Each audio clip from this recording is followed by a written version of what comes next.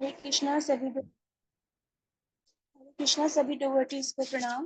सभी डिवोटी को अन्नदा एकादशी की शुभकामनाएं। वीडियो में ऑन नहीं कर पाऊंगी क्योंकि जैसे मैं वीडियो ऑन करती हूँ ना तो मेरी आवाज बहुत ब्रेक होती है और श्रवण इज मोर इम्पोर्टेंट, तो मैं कोई वीडियो बात ऑन नहीं कर पाऊंगी। आप कंटिन्यू ठीक करिए। है, हाँ जी। लोगों को सब मेरी आवाज ठीक से आ रही है ना? जी माता जी। तो आज अन्नदा एकादशी है। आज का दिन हम लोगों के लिए बहुत ही ज्यादा इम्पोर्टेंट है। अन्नदा एकादशी के दिन 14 अगस्त 1944 में एक दिव्य बालक का जन्म हुआ था एक इंडियन ऑफिसर के घर में। हिज होलीनेस परम पूज्य भगवत पदा हिज होलीनेस गोपाल कृष्ण गोस्वामी महाराज जी का। तो महाराज जी के विषय में मैं अपने कुछ भाव व्यक्त करना चाहती हूँ। हम सूरज को दिया नहीं दिखा सकते हैं, उनकी ग्लोरिफिकेशन करने की हमारी कोई योग्यता नहीं है, पर महाराज जी के विषय में सुनने से बताने से हम लोगों को जो कृपा मिलेगी, भगवान श्री कृष्ण का जो आशीर्वाद मिलेगा, उसी के लिए मैं ये प्रयास कर रही हूँ। जो भी मैंने अपने सीनियर वैष्णवों से सुना है उसको मैं आप लोगों के सामने ठीक से प्रस्तुत कर पाऊँ, ये मुझे आप लोग आशीर्वाद दीजिएगा। सबसे पहले हम स्टार्ट करते हैं महाराज जी के प्रणाम मंत्र से।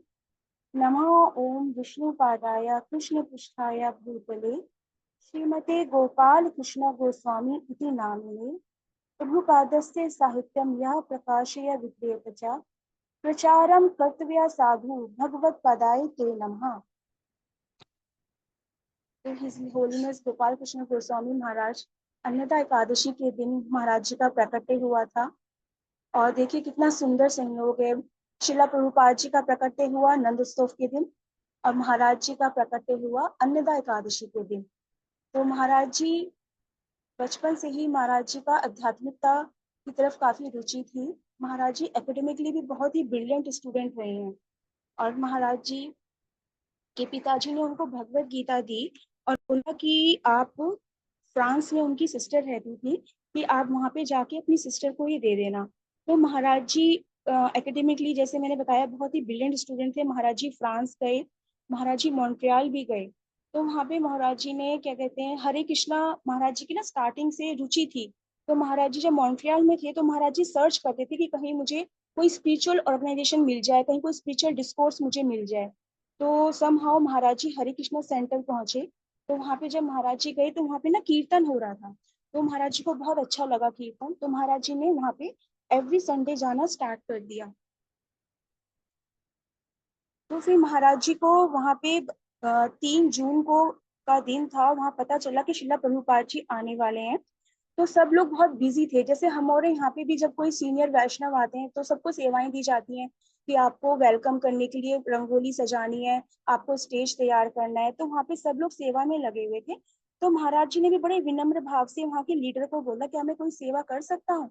तो फिर उन्होंने कहा कि जी आप सेवा कर सकते हैं। उन्होंने महाराज जी को सेवा दी शिला प्रभुपाद जी का रूम क्लीन करने की। तो महाराज जी ने शिला प्रभुपाद जी का रूम क्लीन किया, काफी घंटे लगा के रूम क्लीन किया, एक एक कोना महाराज जी ने बहुत ही अच्छे ढंग से उसको क्लीन किया। जब प्रभुपाद जी आए तो सबने उनका वेलकम किया। महाराज जी ने भी उनको दंडवत प्रणाम किया, देखा कि सब दंडवत प्रणाम कर रहे हैं तो उन्होंने प्रणाम किया। तो प्रभुपाद जी अपने रूम में गए, प्रभुपाद जी ने देखा कि रूम बहुत क्लीन है। तो प्रभुपाद जी ने पूछा कि रूम किसने क्लीन किया है।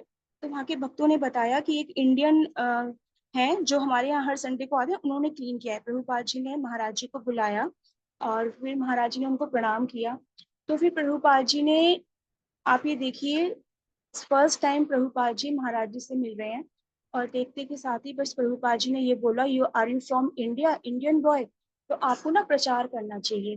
सेम इंस्ट्रक्शन जैसे प्रभुपाद जी को उनके गुरुदेव से मिली थी फर्स्ट टाइम। हम लोग सब जानते हैं, हम सब ने लीलामृत में अध्ययन किया हुआ है कि प्रभुपाद जी ने प्रणाम किया था और जैसे ही प्रभुपाद जी खड़े हुए तो उनके गुरु महाराज जी ने कहा कि वेस्ट में जाके आप प्रचार करो, आप इतने इंटेलिजेंट और इतने एकेडमिकली स्ट्रॉन्ग बॉय हो। तो सेम इंस्ट्रक्शन प्रभुपाद जी ने भी महाराज जी को दी कि आप इंडियन बॉय हो, आपको प्रचार करना चाहिए। तो ऐसे करके महाराज जी का मिलना हुआ शिला प्रभुपाद जी से। तो महाराज जी ने बहुत ही अच्छी अच्छी सेवाएं करी हैं शिला प्रभुपाद जी के, वो बहुत ही अच्छी तरीके से सर्व करा है। महाराज जी इतनी महाराज जी की करुणा और मर्सी है कि महाराज जी सब पतितों पे दया करते हैं। एक बार क्या होता है कि बड़े मंदिर का ही आपको पास टाइम बताती हूँ। महाराज जी को वृंदावन जाना था, तो महाराज जी एक भक्त को अपने साथ लेके गए, और उस भक्त ने ना ऐसा कुछ बोला था कि महाराज जी इतनी सेवाएं करते हैं, इतने टेम्पल महाराज जी ने बना रखे हैं, तो महाराज जी की तो इतने एसोसिएशन में रहते हैं, महाराज जी इतने भक्त उनकी सेवा करते हैं, अगर ऐसा मुझे भी मिले तो मैं भी कर सकता हूँ।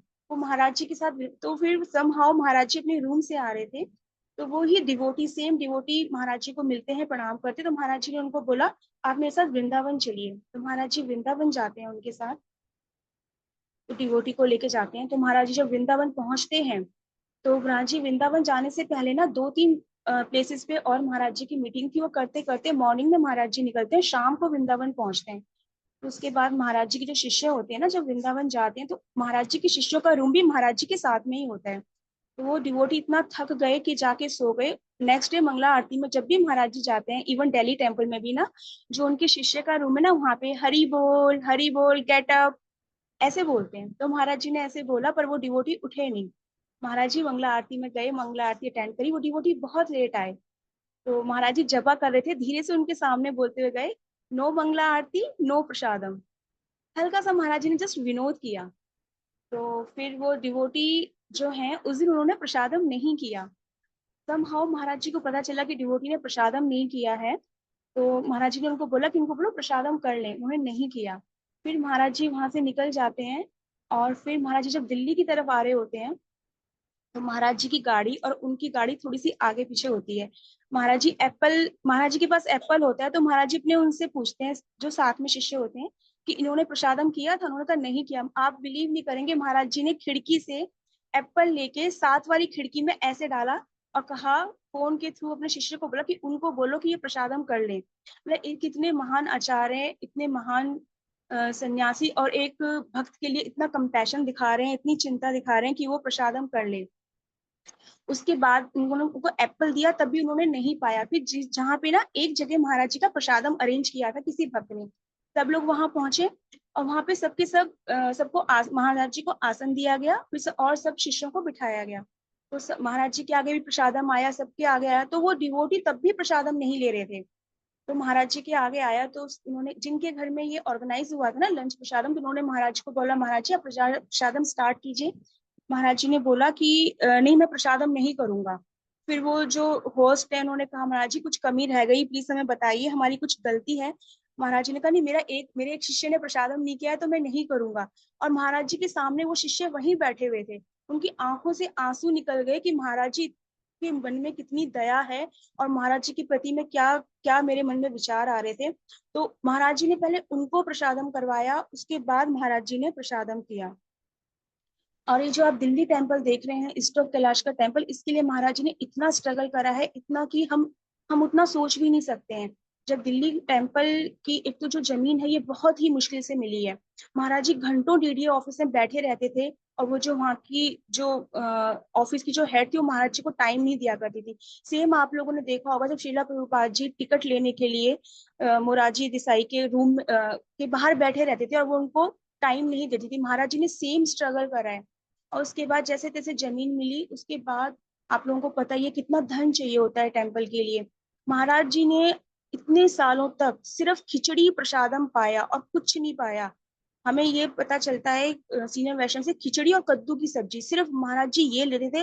नो फीस्ट प्रसादम, कुछ भी नहीं। अगर कोई हम लोगों को ये बोले कि हमें 1 साल तक या 2 साल तक सिर्फ खिचड़ी और कद्दू पे रहना है, तो हम तो कहेंगे जी हम तो 2 दिन भी नहीं रह सकते, हम लोग नहीं रह सकते। पर महाराज ने इतना स्ट्रगल करा है कि ये टेम्पल बन जाए, और इतना सुंदर टेम्पल बना। और टेम्पल का भी जो आर्किटेक्ट है ना, वो जिन्होंने बनाया है वो रिटायर्ड हो चुके थे। महाराज जी ने पता लगवाया, क्योंकि वो बहुत अच्छे उन्होंने बिल्डिंग्स बनाई थी, ठीक है, तो वो रिटायर्ड हो चुके थे। महाराज जी ने उनके पास जाके बहुत प्रेयर करी कि नहीं प्लीज आप टेम्पल का ये डिजाइन बनाइए। उन्होंने कहा नहीं महाराज जी, मैं तो रिटायर्ड हो गया हूँ, मेरे में उतनी हिम्मत क्षमता नहीं है कि मैं ये डिजाइन बना सकूं। तो गुरुदेव ने कहा नहीं, आप इस टेम्पल का डिजाइन बनाइए। और टेम्पल को भी अगर आप किसी ने विजिट किया होगा, देखा होगा, पहाड़ी पे बना हुआ है। इतना उसमें मतलब कि टर्माइटों को, वो पहाड़ों को फोड़ने वाला कोई मशीन होता है ना, वो मशीन को लगा के फोड़ फोड़ के वो टेम्पल को बहुत बहुत ही स्ट्रगल से वो टेम्पल बना है। तो महाराज श्री ने काफी स्ट्रगल करा है। और हमारा जो ये इस्कॉन द्वारका का टेम्पल है, और शिला गुरुदेव ने उनको इंस्ट्रक्शन दी थी प्रभुपाद जी ने कि आपको इंडिया में जाके टेम्पल बनाना है। तो इंडिया में हम जितने भी टेम्पल देख रहे हैं, जितने भी सेंटर देख रहे हैं, सिर्फ और सिर्फ महाराज जी की कृपा है, और महाराज जी का बहुत ज्यादा स्ट्रगल रहा है। महाराज जी कृष्ण भगवान की जो जो भी संपत्ति है, जो जो लक्ष्मी है, उसको बिल्कुल भी वेस्ट नहीं करते थे। इसका एक सुंदर एग्जाम्पल ये कि वह महाराज जी ना पेरिस एयरपोर्ट पे थे। तो महाराज जी को कहीं अर्जेंट कॉल करना था, महाराज जी के पास फोन नहीं था या चार्ज नहीं था। तो वहां पे किसी के थ्रू महाराज जी ने फोन करा, एक वो ग्राउंड स्टाफ की लेडी थी। तो फिर जब उनको पेमेंट देने की बात आई, तो जो उनके शिष्य है ना, वो कुछ ज्यादा पेमेंट देकर आ गए। वो आए, उन्होंने महाराज जी से बताया कि हाँ मैंने पेमेंट कर दी है। आप बिलीव नहीं करेंगे, महाराज जी ने पूछा आपने कितनी पेमेंट करी। उन्होंने कहा महाराज जी मैंने इतनी करी। कहते नहीं नहीं, जो मैंने जितनी देर मैंने बात करी उसको इतना चार्ज नहीं होता, आप ऐसा करो उनसे वापस लेकर आओ।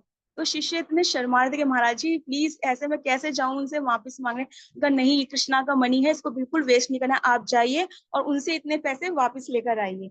तो महाराज जी हर चीज में, महाराज जी इतनी कंपैशन और इतनी दया दिखाते थे। एक बार महाराज जी ना अपने रूम में बड़ा इंपॉर्टेंट काम कर रहे थे, मीटिंग का काम कर रहे थे, और उनके रूम के बाहर एक कुत्ता बहुत भौंक रहा था। तो महाराज जी बहुत डिस्टर्ब हो रहे थे। तो महाराज जी ने एक शिष्य को बोला कि आप जाइए और इसको ना चुप कराइए।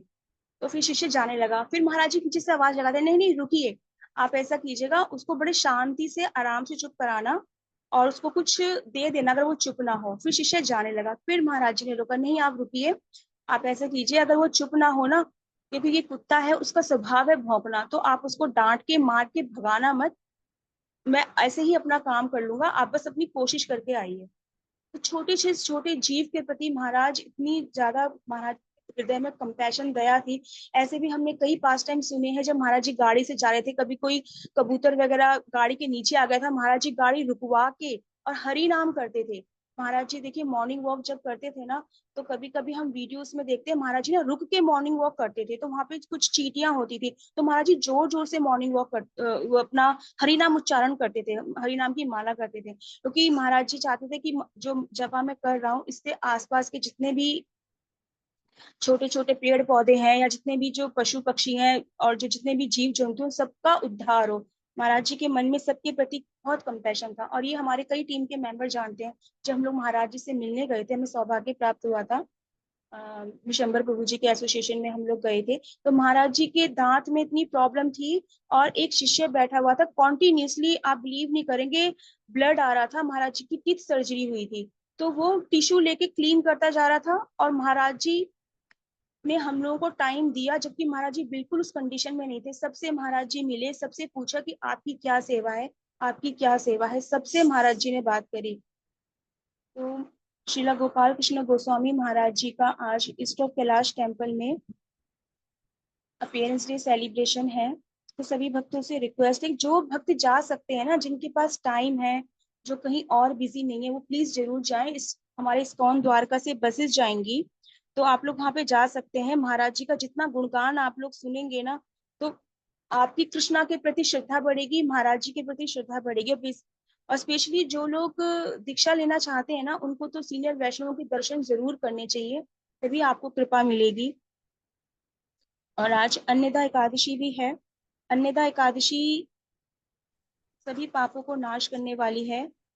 और एकादशी के दिन हमारा भाव ये होना चाहिए कि भोग चिंता बिल्कुल नहीं करनी चाहिए, हमें हरि नाम ही पूरा दिन, हमारे माइंड में ये नहीं आना चाहिए कि आज चलो एकादशी है, कल हम ये बनाएंगे या हम वो बनाएंगे, ऐसा बिल्कुल नहीं होना चाहिए।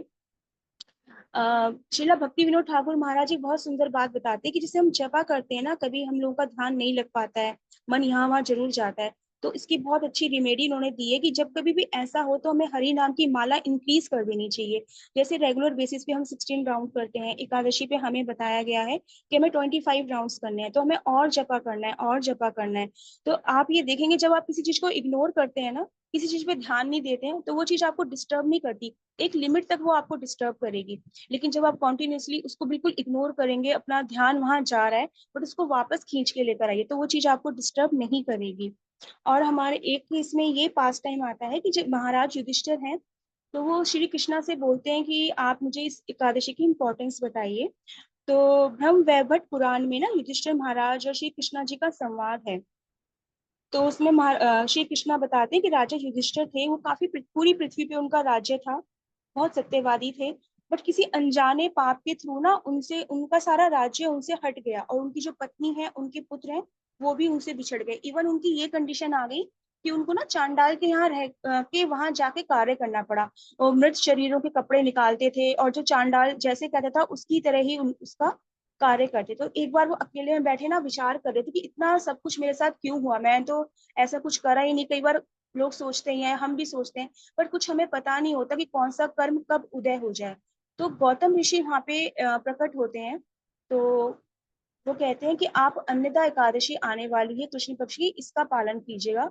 तो इसका पालन करने से आप सभी दुखों से मुक्त हो जाएंगे। तो राजा हरिश्चंद्र आज की जो अन्नदा एकादशी है ना, इसी का पालन करते हैं, विधि पूर्वक पालन करते हैं, फिर अगले दिन टाइम पे ही पालन करते हैं। नेक्स्ट डे टाइम पे पालन करने का बहुत ही महत्व होता है, तो हमें टाइम से पालन करना चाहिए, जगन्नाथ जी के निर्माल्य से, जिनके पास भी अवेलेबल है। ठीक है। तो राजा हरिश्चंद्र जो है वो इस एकादशी का पालन करते हैं, नेक्स्ट डे फिर उसका पालन भी अच्छे से करते हैं। तो धीरे धीरे उनके सभी दुखों का नाश हो जाता है, और उनके जो बेटा है और उनकी जो वाइफ है वो सब उनको मिल जाते हैं।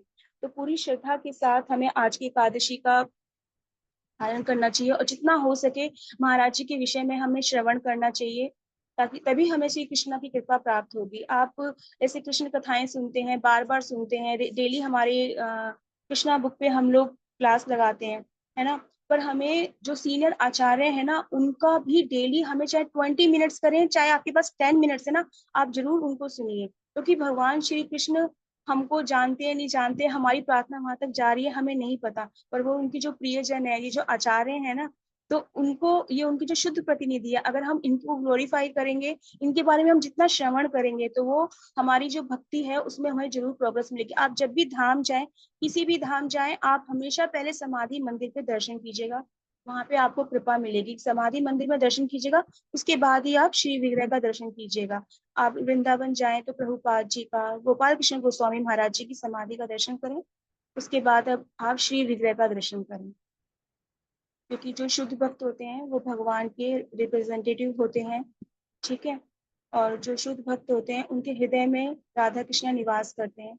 तो शुद्ध भक्तों की कृपा के बिना हम आगे प्रोग्रेस नहीं कर सकते हैं, हरि नाम में हमारी रुचि नहीं आएगी। एक बार ना महाराज जी ने, किसी शिष्य ने प्रश्न किया महाराज जी से कि महाराज जी, हमें ना अटेंटिव चैंटिंग, आप हमेशा कहते हैं कि सबसे बड़ी सेवा है अटेंटिव चैंटिंग करना, हम कैसे कर सकते हैं, हम तो इतना डिस्ट्रैक्शन में रहते हैं। महाराज जी ने बड़ा सरल और सिंपल रिप्लाई दिया। महाराज जी के रिप्लाई ना हमेशा बहुत सरल और सिंपल होते थे।